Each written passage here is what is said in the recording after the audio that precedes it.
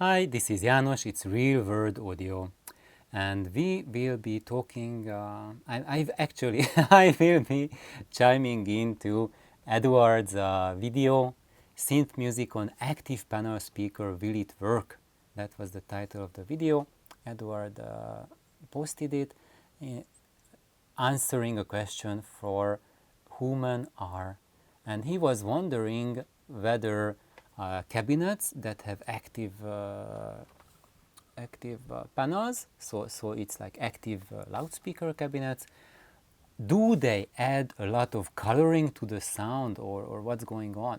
So because we are talking about, Edward and I, that when you have an active loudspeaker cabinet, it sounds more, it creates a sound much more like a violin creates, or a piano, or a guitar.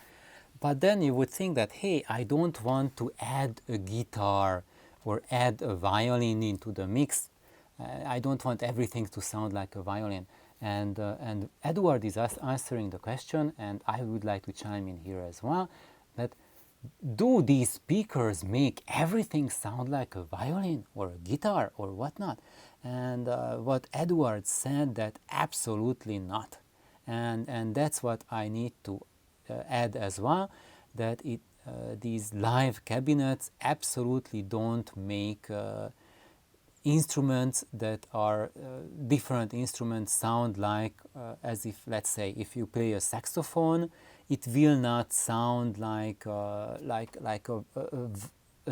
violinized saxophone or something like that. It will not turn into a weird sound. And also the question here was for music that is created entirely in the artificial domain, let's say like Jean-Michel Jarre's music, like a synthesizer music, computer music. Would it make much more sense to recreate these music with a dead cabinet? Because then it doesn't add anything to the sound, right?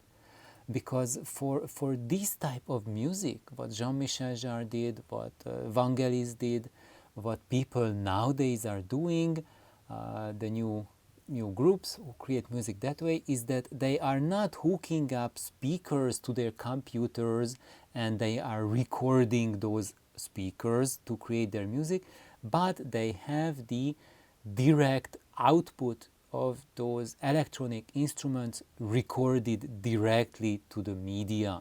So there is no acoustic transformation going on. So the limitations of the microphone are removed from the chain.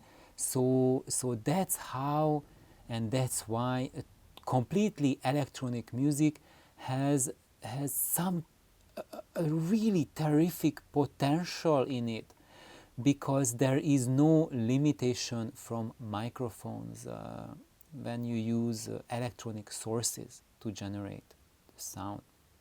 And however, when we use dead cabinet loudspeakers, electronic music tends to sound really, really, really disappointing. Actually, that's my impression. Yours might be different, but if you have not heard a good live cabinets compared to dead cabinets, then there's really no comparison, like what to say, that how it sounds, or what is the true potential of the music.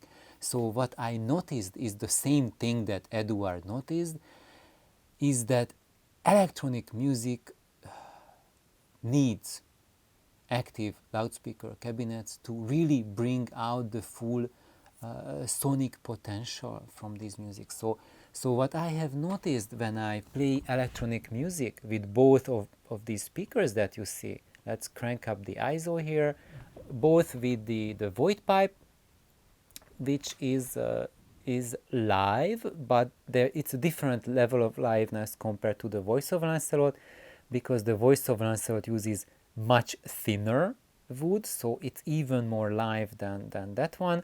Also, there we have like a really skinny front baffle that's running to the skies and back. Oh, it didn't focus. Let's focus there. Oh, yes, it can focus. And here we have like a really wide baffle, like really gigantic panel extending here, so it really has a potential to play live. And guess what? So if you think that everyone would say that this loudspeaker, the void pipe, will sound more neutral, more true to the recording because it is less active, right? It's contributing less to the sound, and your guess would be dead wrong, because this one, the voice of Lancelot, is so much more neutral. It's here you can hear the loudspeaker's contribution much less compared to there, even though here we have a much more live cabinet and they are side by side. I'm using the same system to drive them, so same room next to each other, so it's an as close comparison as it gets. And I can really say that even when I had like that cabinet here, the Mirage, and then this, that, comparing them as we go with the liveliness, the less I can tell that it's coming from a loudspeaker cabinet, and the more it resembles real music. And it's true for everything that comes out of them, not just violins, but also human voice, saxophone, electric music, everything. And that's, as I said in my previous video, it's because the difference is not between like a live and dead presentation, but like going from non-music instrument to a music instrument, but it's the comparison of going from a really poor quality music instrument to a very high quality music instrument. And no matter what we think about them, how we call them, loudspeakers are music instruments, and because they generate sound. The only difference between a loudspeaker and a dedicated music instrument is that the dedicated music instrument is specialized to only provide one type of sound, and these music instruments are designed to provide a wide range of sounds. So let's go back here and let's put the ISO back to usable levels. Not that, okay, somewhere like that. And let's see, where was I? Edward was saying and talking about Jean-Michel Jarre, and here in the video you could see that he's showing the Oxygen album right there. There. Let's load. So anyway, it was really funny because I just recently listened to Oxygen on my Voice of Lancelot as well, and not just the Voice of Lancelot, but on the void pipes too. And I have had this album for 2 decades, and I have heard it on virtually every system imaginable. Well, not every system, but on tons and tons of systems.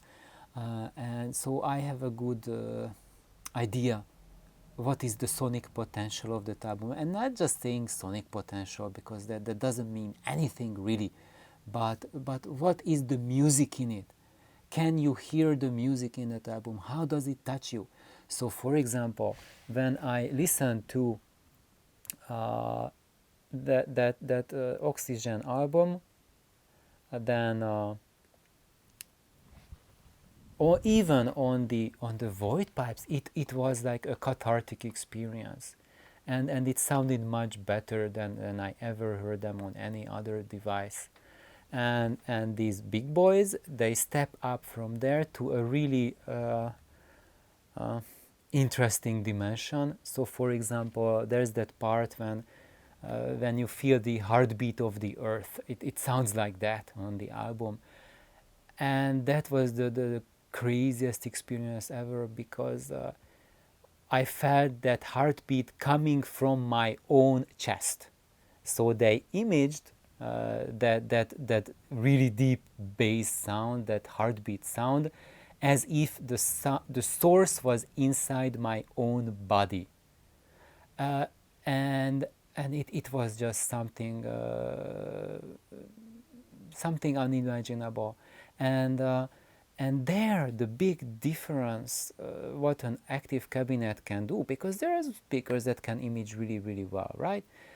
But what here was the very different thing is that I couldn't tell the feel of that beat from my own heartbeat. It was something really surreal, truly, I would say, spiritual, truly transcendent.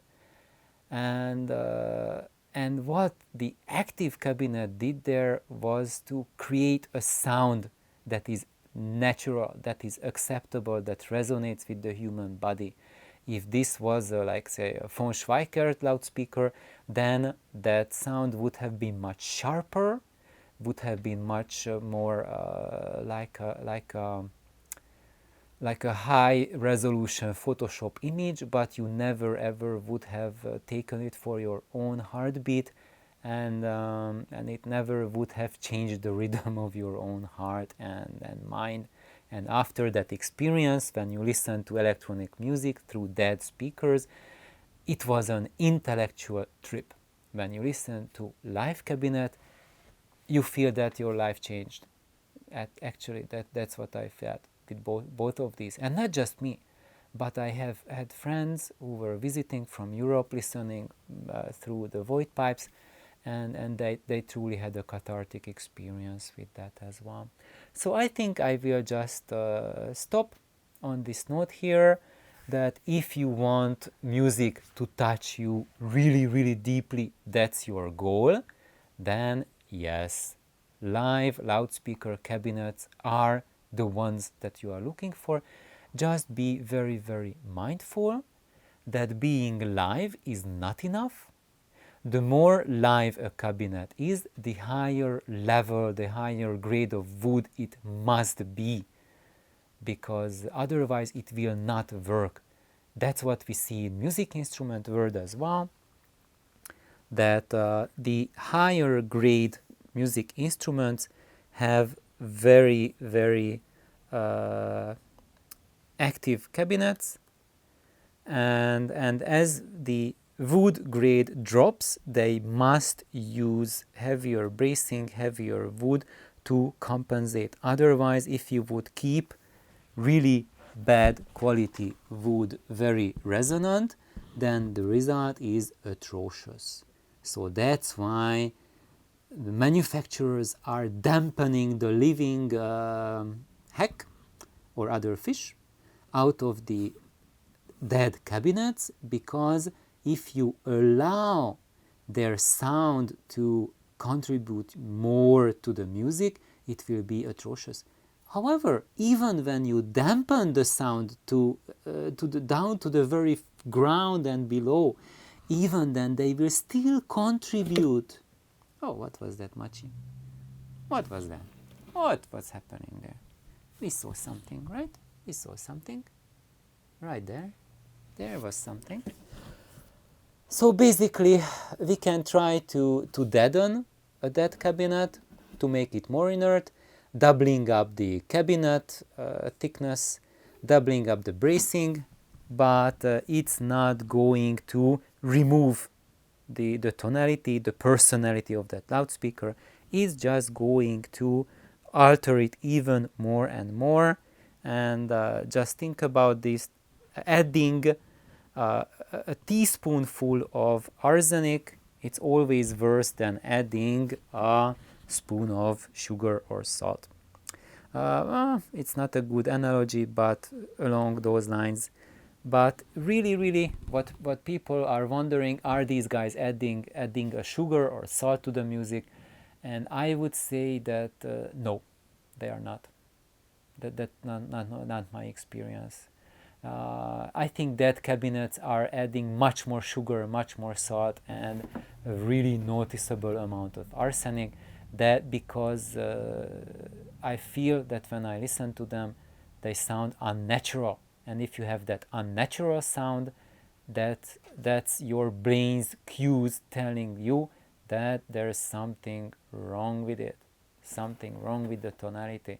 There's colorations there, even though you think it's neutral, but if your brain tells you it's unnatural, then it means that equals it is colored. So thank you, Edward. Thank you everyone for your thoughts, and have an astonishingly good day. Bye bye.